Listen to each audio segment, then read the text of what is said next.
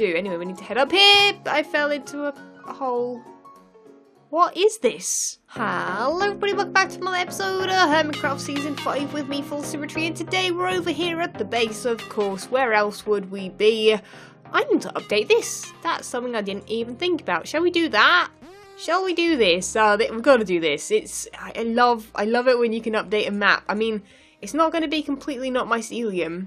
We're still going to be mycelium, but it should be changed a little bit. Yeah, look at that. Yeah. Right, did that do something as well?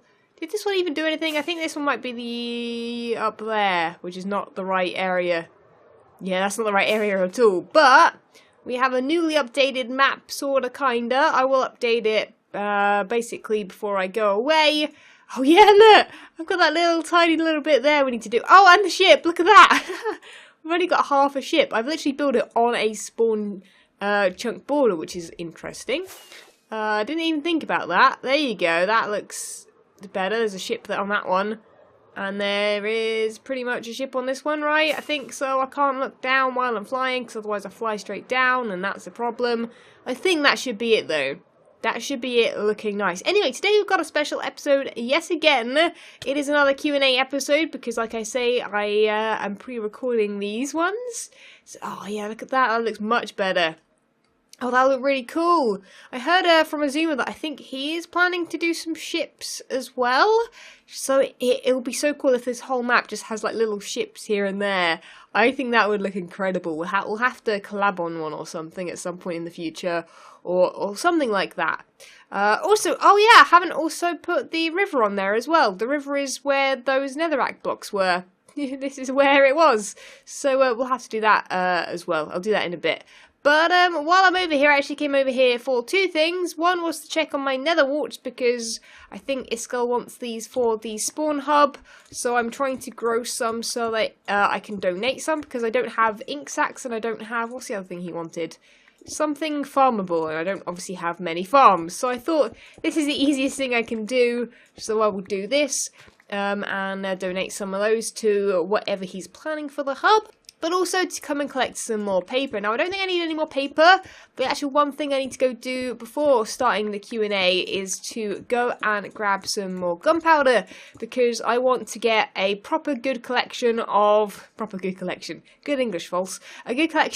fireworks so that I can fly whenever I want without having to worry about running low. And also to have a set of fireworks in my ender chest, because if you watched last episode, yes, I had to borrow some from Cub, because I nearly ran out on the way back home. So yeah, flying isn't really the easiest thing when you keep running out. So let me collect this, and then we'll head to town to go and collect some more gunpowder in a trade of diorite, as always. Okay, so while we're on the way over to the town, I thought I'd answer a couple of questions and also deliver this yellow shog box over to Joe Hills.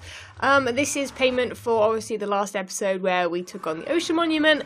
And basically Joe gave us permission to take it on, even though it's right next to his base. So I'm going to give him the stuff in here. You guys have probably seen it. It's half of the sponges that I got from it, which granted isn't a lot.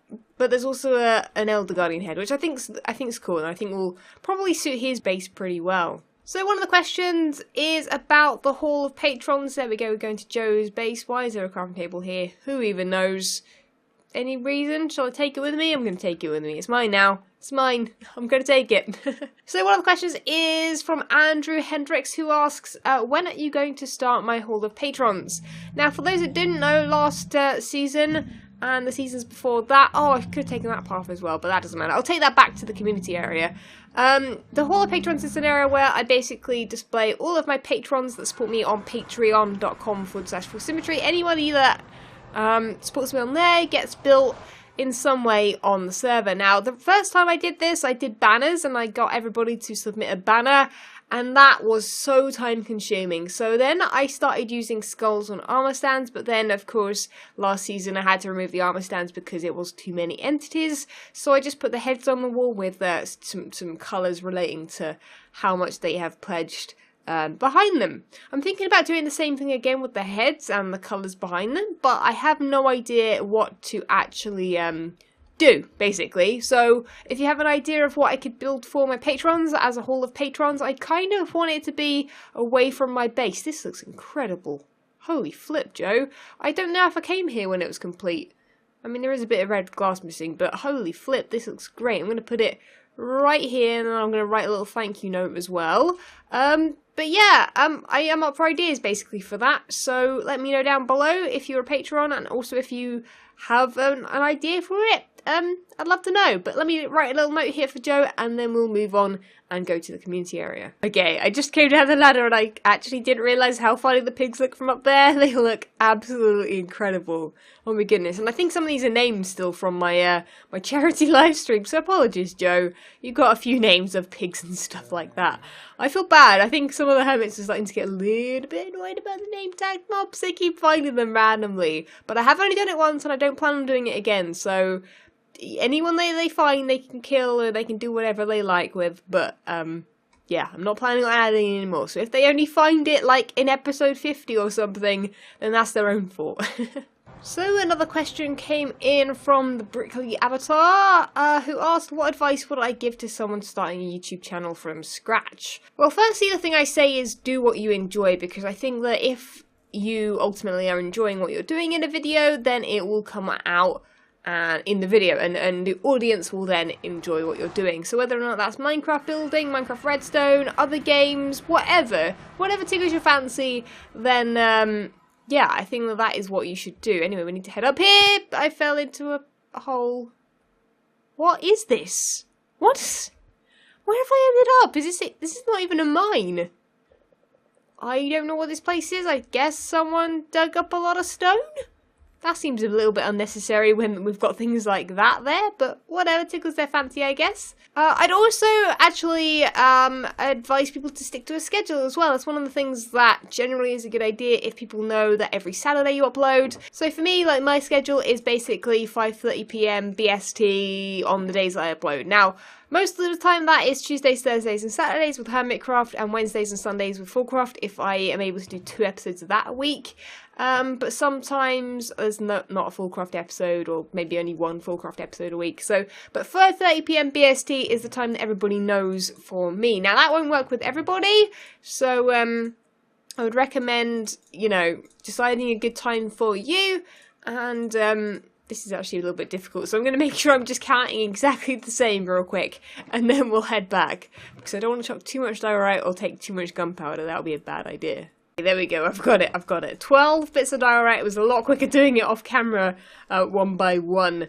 And it is getting dark, so maybe we'll have to see if someone can sleep. So doing what you enjoy and setting up yourself a schedule that you can actually comfortably stay at. So 1 video a week if you're a busy person, 2 videos a week if you can, and spread them out, you know, and kind of just, yeah, basically so that your audience know exactly what they're in there for. Another piece of advice that I think Azuma usually gives to people, I overheard him say this in I think a live stream of his, is search terms. Now, for those that don't know, YouTube sometimes works, and it works very well for a lot of people that do things like tutorials and stuff. Search terms are a good thing to look into. Obviously, if you're into Redstone, then you know, that is something that is searched quite often on YouTube. But yeah, looking at what is searched, what is popular on YouTube can help too. Obviously, it really depends on you and your content. Like for me, I don't really look up search terms that often because really it doesn't matter too much. Because I mean, my episodes are Hermitcraft episodes. You guys will watch them really no matter what. Usually, sometimes it depends really, but it isn't because of, you know, what is popular at the time. It's more about kind of what the content of the actual video is. But that is obviously because I've also got an existing audience, so it doesn't really matter so much for me to do that. But yeah, like I say, it really depends on the type of content you make. But you can search that up. You can literally Google, I'm sure, YouTube advice, things like that. I'm sure there'll be lots and lots of stuff on the interwebs for you to check out. But there we go, look at that. So much gunpowder, we're going to make up a whole bunch of fireworks now. Okay, so now I've made way too many fireworks, way more than I'm going to need anytime soon. I am going to, if I can find some red dye, I'll just use a poppy for now. I'm going to make myself a red shulker box and put it in my ender chest full of fireworks. We're going to have some flight duration 1s, and also, if there are some, we're going to have flight duration 2s or 3s as well. I don't know, I think I want a mixture so that, you know, depending on how far away I am from whatever it is I want to be at. Oh, there's the 3s, there are the 2s, and then the rest are 1s. So I think we'll go with 2s in there as well, and that should give us enough so that if we're lost anywhere, we should be pretty good. We should be pretty good. Another thing I need to do here is collect some of the stuff that is still under the ground over this side and bring it over to my storage thing, so we'll do that and answer another question. A little bit more of a kind of, I guess, a serious question, not necessarily kind of a fun one as such. So this question is from Virginia Curis, who says, my husband works in the gaming industry, and he has been frustrated by the lack of women in the sector, plus the fact that sometimes women are treated badly. Have you encountered this in your work? So, I guess the answer is yes, in a way. Like, you can, but I think, okay, so I don't really think about this in like a gender way. I think that anybody at any point, you will receive some sort of, I'm lagging again, and the server's going to crash and kick me off. No, it hasn't. It hasn't. It's a miracle. It's an actual miracle. But yeah, I think it doesn't matter. I think if you put yourself out there on the internet in any way, you're going to get some sort of hate at some point. As sad as it is, I wish it wasn't as, and I didn't have to be as matter of fact about it, but it is sort of that way. At least that's how I've kind of witnessed the internet. It can be both the best place and the worst place ever. So I think it's definitely one of those things you have to think about before kind of taking things seriously on the internet. What was that noise? Was that a cow? That freaked me out. I was like, what is that? Oh, that kind of made me lose my train of thought. Blimey. But for me on YouTube personally, I don't receive an awful lot of bad stuff, or at least not kind of sexist stuff on YouTube. Sometimes you receive hate about certain things and stuff, but I guess in a way I have very much got a thicker skin, but that is probably mostly, and I would probably blame that mostly on Twitch. And the reason I say blame is because I think getting a thick skin because you've been kind of, you've got sexist comments and you've got comments that aren't very nice on things like Twitch, I don't think that's necessarily a good thing. Like, I actually think that, you know, as much as it is a great thing to be able to produce content online, like, I don't know, I don't think you should have to grow a thick skin because of it, and I don't think you should have to deal with that kind of stuff, but at the same time, you know, there are really good kind of moderation, like, things in place so you can kind of deal with that pretty swiftly, and I have a kind of a really great group of moderators on my Twitch channel that help me with that, but really, ultimately, people can put pretty much whatever into my Twitch chat, and it doesn't bother me anymore, which I guess is a sad thing. I personally find it a sad thing. I mean, I'd love to hear you guys' opinions on that. But yeah, I think everybody perhaps is a little bit different and can take things differently. You know, not everybody takes it like I do in that, you know, it just kind of, I brush it off my shoulder. I don't even think about it. It happens, they get banned, and then that's it for me personally. But everybody is different, and I think it's just one of those things to kind of keep in mind. The internet can be both the best place ever and the worst place ever. It's sad, but at the same time, you know, it opens up so many cool things and cool opportunities that really the kind of the good outweigh the bad. Let's answer a couple of quick fire, less serious questions after that.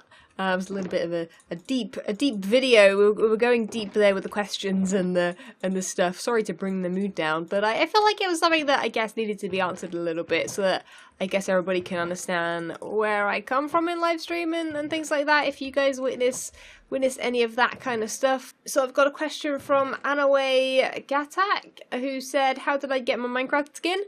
This Minecraft skin here, which I'm going to show you guys. Let's take the armor off. I rarely take the armor off. Here it is. Here's my full Minecraft skin. It is sort of steampunky. It's sort of, I've got like a cape from Minecon 2015. What else is it? I don't know. It's just, okay, so this was basically, I guess, based on me. I never really thought about it too much at the time. I just picked things that I wanted on the skin that I felt like looked good on other people's skins, and I just made it myself. So it's probably, I want to say it's like from 2011 or something like that. I know it's been a little while since I've updated my skin. I do kind of want it updated a little bit in that, like, I don't want to change it necessarily. I don't want to change what my skin is like wearing or anything like that, or how it looks or anything like that. I just want it kind of more HD in a way. That's the only way I can think about how to describe it. Right, down here I think what I'm going to do is actually put the sand in here. What is that? Is that, oh, they're the sea lanterns. Okay, I was confused for a second. But yeah, so if you are someone that makes skins in any way, shape or form, let me know and send me maybe a skin perhaps on Twitter if you make them and you want to make me one. I'd love to see kind of at least what people kind of come up with in that, you know, with the whole explanation of HD skin. I don't know how that makes sense, but maybe you know what I mean? I don't know, it's just a little bit kind of not very well shaded and things like that. Like, at the time when I made it, I wasn't necessarily very good at making skins, and still now I'm not very good at making skins, so yeah, that's why I haven't updated it myself. Another question from Ash Lungeon, who said, where is Sheriff False? Sheriff False is possibly not going to appear. My thoughts with this, firstly, are I've got a couple of trips coming up, one of which will be going on while this video is up. I should still, I think, be on holiday when this, I'm not sure what day this video goes up, but like I say, I'm pre-recording, which is why videos have been a little bit funky, I guess, and perhaps things might have been spoiled by other hermits, who knows. That's the only problem when you pre-record. It's very, very difficult to kind of know what is spoilers and what isn't from other people.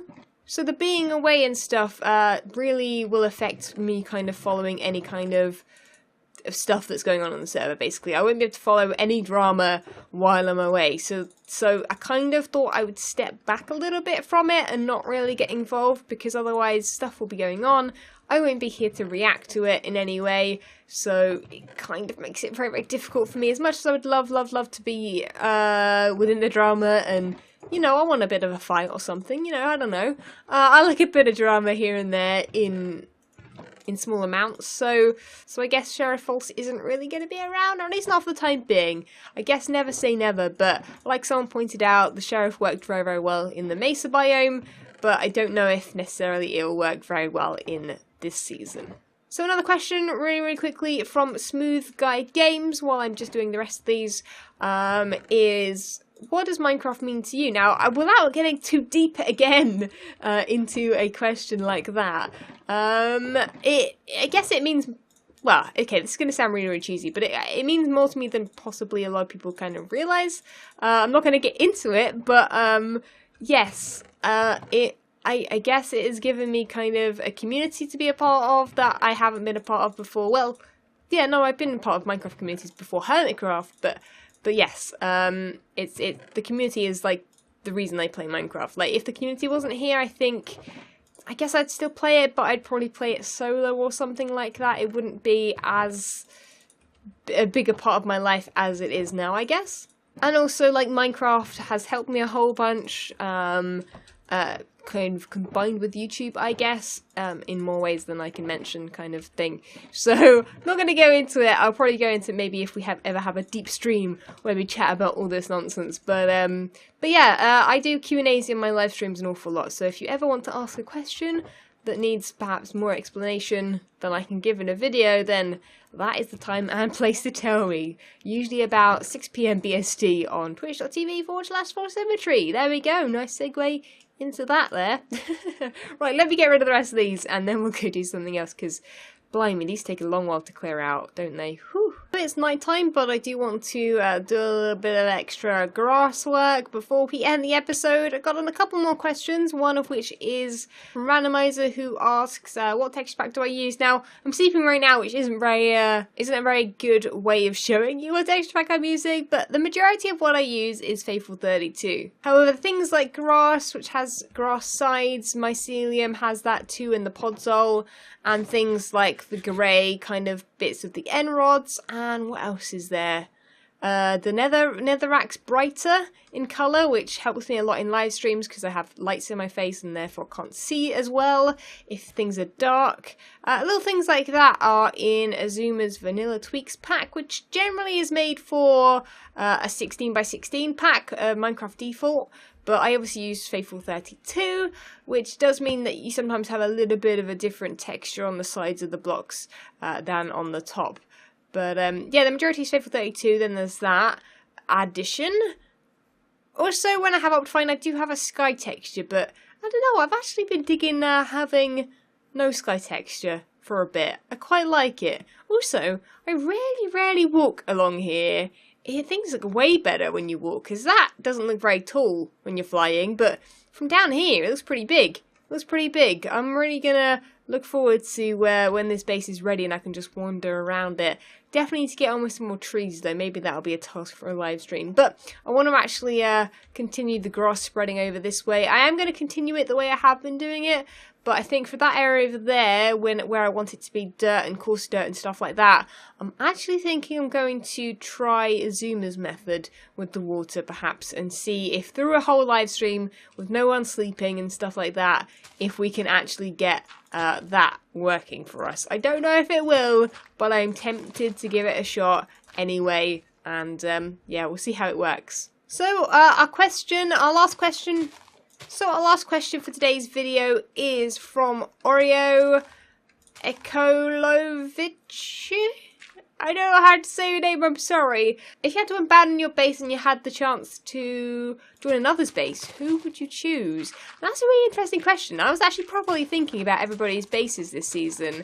Now, I was thinking about whose base is actually kind of closest to mine idea-wise, and I've got a feeling I'm not 100% sure on all the Hermits' actual like final plans and things like that. Obviously, you know, it's hard to keep up with videos at the moment. But I know that Stress's base is kind of similar in that she's doing lots of things dotted around. There are also people like Garen, Iskall, Azuma and Cub that are doing mushroom bases, so they're very similar as well.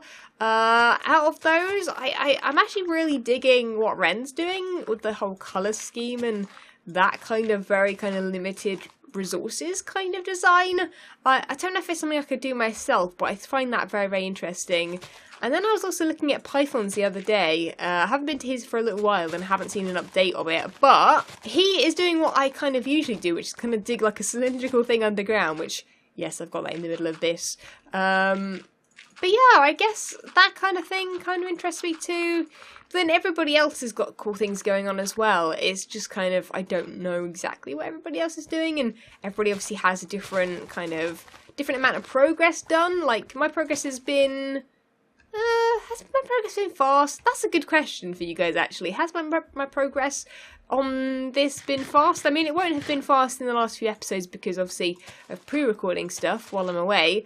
But, I don't know, I like to think things have been fast. I mean, if you kind of count all the grass, then yes, it has been quite fast. But if you just look at the builds, I feel like it's been very, very slow. I don't know. What episode are we on right now? 20? I don't know. I feel like I'm doing okay. I feel like I'm doing okay. I don't want to rush things, obviously, but at the same time, I don't want to do things too fast because I want this base to last me the whole season, you know? I've got some cool plans to change things up midway once I've got a lot of the outskirts done, which is why I'm getting on with things like the grass and things like digging out that cylinder in the middle, because all those things have sort of got plans in my head. I think if I had to abandon this base, I'd be happy to join anybody's, because I think everybody's doing so many awesome things on the server that, I mean, basically anything that I started building or working on, I guess in a way it's you're giving it your own touch anyway, even if you are going off the theme or something of someone else's. So yeah, I don't think it'd necessarily be a bad thing. I actually think that'd be kind of a fun thing to like swap bases one day, like midway through the season or every month or so, doing a project where we kind of all just swap. Anyway, that is going to be it for the episode, guys. I'm sorry to say this was a bit of a shorter one. There was actually a question regarding how long my episodes take to record. Q&As not so much, but I'm only going to do Q&As when I am tight for time, and you know, I like to answer questions, and if I have a lot of good ones, then I like to answer those, of course. But generally, my videos take hours upon hours to make, sometimes a whole day. It really depends. It really depends on the project. You can usually tell in a video, and it really depends also on how many materials I have. Like, if I have the materials for something, then it's not as bad, but like that ship and that kind of dock especially over there, that took me a long while because I had to chop trees down like crazy. So yeah, things like that are why I live stream and why I kind of do the grindy stuff there, so I can collect wood and stuff like that, which is going to be something I'm going to do tonight when I live stream, which will be a few days ago for you guys. But anyway, like I say, that was it guys for this episode. Leave a like if you did enjoy, subscribe if you haven't already, and I'll catch you guys in the next episode. See ya! When Stanley approached the end of the video, he clicked the subscribe button.